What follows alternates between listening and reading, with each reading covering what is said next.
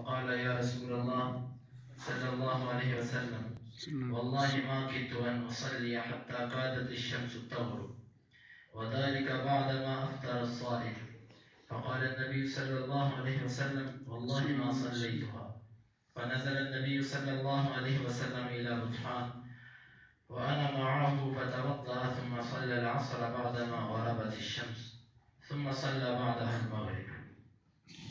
یہ باب ہے آدمی کا نبی صلی اللہ علیہ وسلم سے یہ کہنا کہ ہم نے نماز نہیں پڑھی.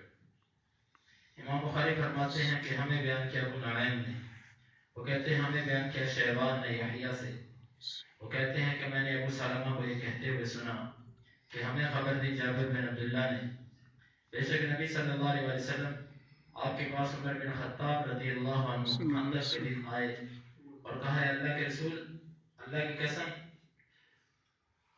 نہیں تھا قریب کہ میں نماز پڑھتا یہاں تک کہ سورج غروب ہو جاتا.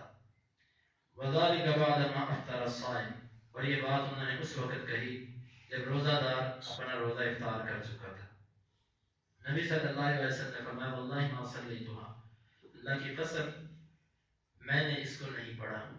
آپ صلی اللہ علیہ وسلم بطحان وادی کی طرف اترے اور میں آپ کے ساتھ تھا. آپ نے وضو کیا اور پھر عصر کی نماز پڑھائی.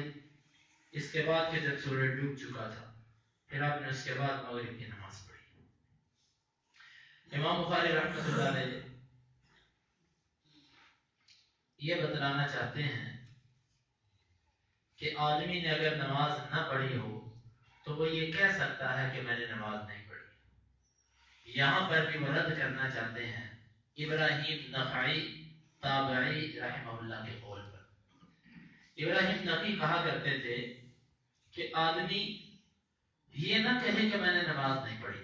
ابراہیم نخعی کی بات کا مطلب یہ ہے کہ جب کوئی بندہ نماز کے انتظار میں ہو، مثلا مسجد میں آ کر بیٹھا ہوا وہ نماز کا انتظار کر رہا ہے، تو اسے یہ نہیں کہنا چاہیے میں نے نماز نہیں پڑھی. کیوں؟ وہ کہتے ہیں کہ اس لیے کہ جب کوئی بندہ نماز پڑھنے کے لیے آتا ہے وہ نماز کے انتظار میں جتنی دیر تک بیٹھا رہے گا وہ اللہ کے ہاں نماز میں شمار ہوتا ہے. تو یہ نہ کہ میں نے نماز نہیں پڑھی بلکہ وہ تو نماز میں بیٹھا ہوا. ابراہیم نخعی کی بات کہنے کا مقصد یہ تھا.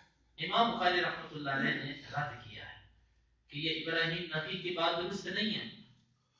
نبی صلی اللہ علیہ وسلم بھی عصر کی نماز کو پڑھنا چاہتے تھے، اس کے انتظار میں تھے خندق کے دن، لیکن جنگ کی مصروفیت ایسی تھی کہ آپ صلی اللہ علیہ وسلم کو موقع نہ مل سکا. حتیٰ کہ سورج غروب ہو گیا آپ نے عصر کی نماز نہیں پڑھی تھی. اس کے بعد نبی صلی اللہ علیہ وسلم کے پاس عمر رضی اللہ عنہ تشریف لائے اور کہا اللہ کے رسول، اللہ کی قسم سورج ڈوبنے کے قریب تھا جب میں نے مغرب عصر کی نماز پڑھی. آپ نے فرمایا کہ اللہ کی قسم ہم نے تو نہیں پڑھی. سورج ڈوب بھی گیا تو ہم نے نہیں پڑھی. تو امام بخاری کے استدلال ان لفظوں سے ہے کہ ابراہیم نخعی کی یہ بات درست نہیں ہے. کیوں؟ نبی صلی اللہ علیہ وسلم نماز کے انتظار میں تو تھے، غروب آفتاب تک آپ نے نماز نہیں پڑھی تھی. تو آپ نے فرمایا واللہ ما صلیتها، اللہ کی قسم میں نے بھی اس اثر پر نہیں پڑھا. تو یعنی کہ آدمی یہ کہہ سکتا ہے نماز کے انتظار میں بھی ہو تو یہ کہہ سکتا ہے کہ میں نے نماز نہیں پڑھی، لیکن اس کا یہ مطلب نہیں ہے کہ ایک بندے نے نماز پڑھی نہیں اور وہ بھی کہنا شروع کر دے کہ بھئی میں تو نہیں کہوں گا میں نے نماز نہیں پڑھی. کیوں کہ ابراہیم نخعی کا قول یہ ہے کہ آدمی یہ نہ کہے کہ میں نے نماز نہیں پڑھی. ابراہیم نخعی قول کا مطلب یہ ہے کہ نماز کے انتظار میں ہو نہیں پڑھی تو پھر نہ کہے کہ میں نے نماز نہیں پڑھی. امام بخاری نے اس پر رد کیا ہے.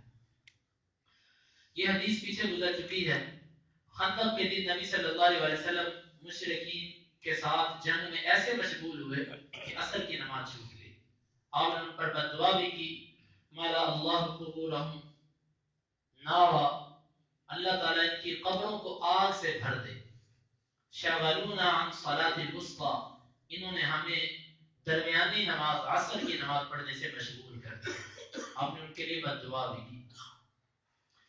عمر رضی اللہ عنہ آپ صلی اللہ علیہ وسلم کے پاس تشریف لائے تو آپ سے کہا کہ اللہ کے رسول میں نے بڑی دیر نماز پڑھی، ابھی پڑھی سورج ڈوبنے سے پہلے. تو آپ صلی اللہ علیہ وسلم نے فرمایا کہ میں نے تو ابھی تک نہیں پڑھی. آپ صلی اللہ علیہ وسلم نے وضو کیا اور آپ نے پہلے عصر کی نماز پڑھی اور پھر مغرب کی نماز پڑھی. یہ بات پیچھے تفصیل سے گزر چکی ہے نمازوں کی ترتیب کا مسئلہ کہ نمازوں کو ترتیب سے پڑھنا چاہیے. ہاں اگر جماعت کھڑی ہو تو پھر جو جماعت کھڑی ہے پہلے اس نماز کو پڑھ لیا جائے. اور اسی طرح جب وقت تنگ ہو, معلوم ہے کہ ایک نماز شروع کی تو وقت اتنا تھوڑا رہ گیا ہے کہ یہ بھی قضا ہو جائے گی. مثلا عصر کی نماز بھی رہتی ہے اور ظہر کی نماز بھی رہتی ہے, اور سورج ڈوبنے سے 5 منٹ پہلے ایک بندہ نماز شروع کرتا ہے, تو اس کو پتا اگر میں ظہر شروع کروں گا تو عصر کے جو 5 منٹ ہے یہ بھی چلے جائیں گے, تو پہلے عصر پڑھ لوں پھر ظہر پڑھ لوں گا. اور اس پر تفصیلی گفتگو ہمارے چند تھوڑی دیر پہلے یہ حدیث گزری ہے وہاں پر ہو چکی ہے. باب الامام تعرض له الحاجة بعد الاقامة. یہ باب ہے امام کو اقامت کے بعد کوئی نہ کوئی حاجت پیش آ سکتی ہے.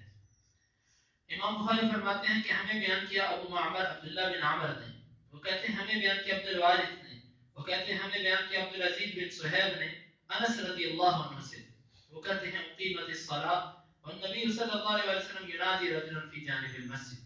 اقامت کہہ دی گئی اور نبی صلی اللہ علیہ وسلم مسجد کے کونے میں ایک شخص سے سرگوشی کر رہے تھے. فما قام الى الصلاۃ, فسب مسلسل کھڑے رہے نماز تک, حتی نام القوم, یہاں تک کہ قوم سو گئی.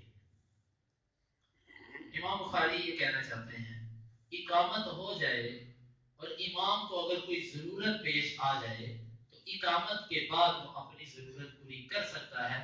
امام پر لازم نہیں کہ وہ فوری طور پر اقامت کے بعد جماعت شروع کر دے.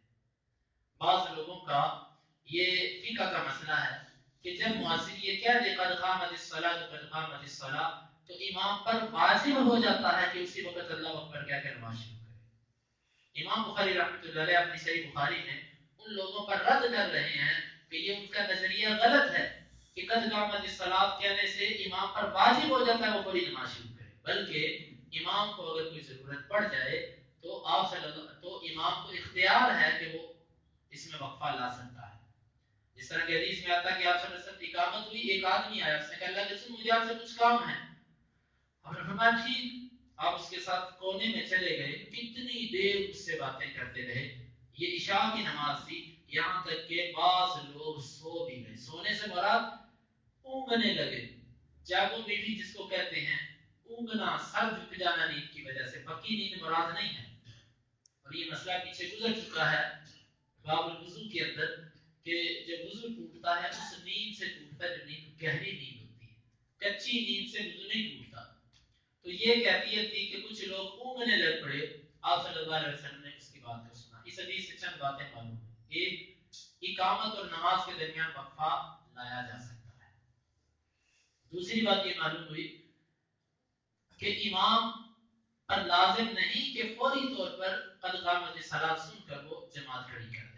اور تیسری بات یہ کہ جب ایک پوری جماعت ہو اس وقت بندہ کسی سے اکیلے سرگوشی کر سکتا ہے. اب پوری جماعت موجود تھی, نبی صلی اللہ علیہ وسلم نے اس کے ساتھ تنہائی میں جا کر سرگوشی کی. اور یہاں سے یہ بات بھی معلوم ہوئی کہ اگر بعض دفعہ کسی ایک بندے کا مسئلہ بڑا اہم ہو تو سب کو اس پر انتظار کروایا جا سکتا ہے. بعض لوگ یہ کہتے ہیں جی ہم 100 بندہ آپ کے انتظار میں بیٹھے اور آپ ایک بندے کے پیچھے چل پڑے. یہ امام کو ضرورت کے مطابق ایسا کیا جا سکتا ہے. سارے صحابہ کرام بیٹھے میں آپ سے سب ایک بندے کی بات سن کر سائڈ پہ ہو گئے, اس کی پوری بات تسلی سے سنی. یہ نبی صلی اللہ علیہ وسلم کا اخلاق بھی تھا اور صحابہ کا صبر بھی تھا.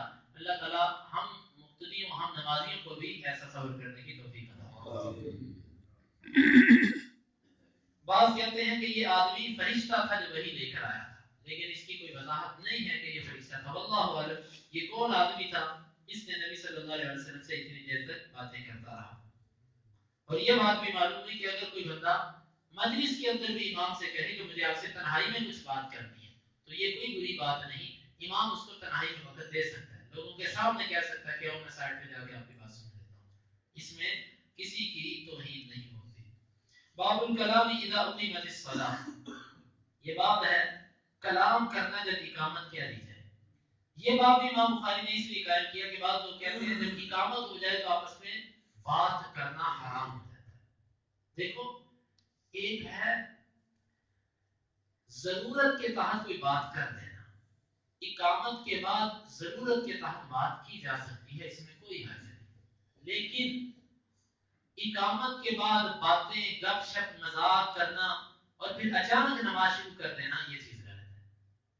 اگر ضرورت کی کوئی بات ہے، اقامت وہ بھی نہیں آپ کر دیں، اس میں کوئی حرج نہیں ہے، لیکن اس کو عادت نہیں بنانا چاہیے، اس کو مذاق اور ایسی کیفیت تک نہیں لے جانا چاہیے، کیونکہ ایسا کرنے سے نماز کے اندر خشوع و خضوع میں فرق آتا ہے۔ جب آپ اقامت کے وقت خاموشی سے اقامت کو توجہ سے سنیں گے اور یہ احساس پیدا کریں گے کہ ابھی میں اللہ کے سامنے کھڑا ہو کر نماز پڑھنے والا ہوں، ایک فریضہ ادا کرنے والا ہوں، اللہ میری اس عبادت اور فریضے کو صحیح ادا کرنے کی توفیق عطا فرمائے، تو اللہ رب العزت پھر آپ کو خشوع و خضوع بھی عطا فرمائیں گے۔ تو اس لیے خشوع و خضوع برقرار رہنا چاہیے، اس کا طریقہ یہ خاموش ہے، لیکن بات کی جا سکتی ہے۔ امام بخاری رد ان لوگوں پر کر رہے ہیں جو بالکل ناجائز سمجھتے ہیں گفتگو کرنے کو۔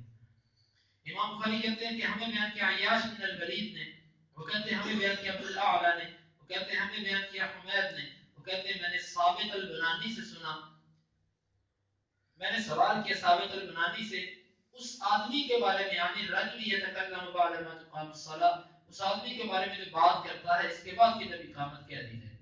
فحدثني عن انس بن مالک، اس نے مجھے صحابی رسول انس بن مالک رضی اللہ عنہ سے حدیث بیان کی، قال اقیمت الصلاۃ، اقامت کہہ دی گئی، فعرض للنبی صلی اللہ علیہ وسلم رجل، نبی صلی اللہ علیہ وسلم کو ایک آدمی پیش آیا، فحبسه بعد ما اقیمت الصلاۃ، اس نے آپ کو روک دیا کہ جب کہ اقامت ہو چکی تھی، اقامت ہو گئی تھی، صحابہ بھی اس انتظار میں تھے کہ اللہ اکبر کہہ کے نماز شروع کی جائے۔ ایک آدمی آیا، اس نے اقامت کے بعد نبی صلی اللہ علیہ وسلم کو روک دیا کہ مجھے آپ سے کوئی بات کرنی ہے۔ آپ نے دیکھو نبی صلی اللہ علیہ وسلم کا حال، ڈانٹا نہیں، اور تو بیوقوف ہے، تجھے اتنی نہیں عقل کہ جب اقامت ہو جائے تو کچھ نہیں کرتے۔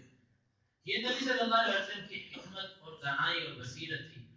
اس لیے اگر امام کو کوئی اقامت کے بعد بھی کہہ دیتی ہے 1 منٹ میں آپ سے کوئی بات کرنا چاہتا ہوں یا کوئی وقفہ آ جائے، تو اس سے نماز پر کوئی فرق نہیں پڑتا، کیونکہ نبی صلی اللہ علیہ وسلم نے اقامت ہو چکی، جماعت کروانے لگے، ایک بندے کی وجہ سے آپ نے روک دیا۔ اس سے معلوم ہوا کہ جب کبھی اکیلے بندے کا مسئلہ اہم ہو تو اس کو اجتماعی مسئلے پر فوقیت دی جا سکتی ہے۔ اللہ رب العزت سے دعا ہے کہ اللہ تعالیٰ کتاب و سنت کو سمجھنے کے اس پر عمل کی توفیق عطا فرمائے۔ اللہ کی رحمت سے یہ ایک باب مکمل ہوا، اس کے بعد اسی کا ضمنی باب ابواب صلاۃ الجماعہ، نماز کے بعد جماعت اہمیت کے بارے میں حدیث آئیں گی کہ نماز با جماعت یہ واجب ہے کہ سنت مؤکدہ ہے۔ یہ مسئلہ انشاءاللہ کل سے شروع ہوگا۔ اللہ رب العزت سے دعا ہے کہ اللہ تعالیٰ کتاب و سنت کو سمجھنے کی اور اس پر عمل کی توفیق عطا فرمائے۔ اللہم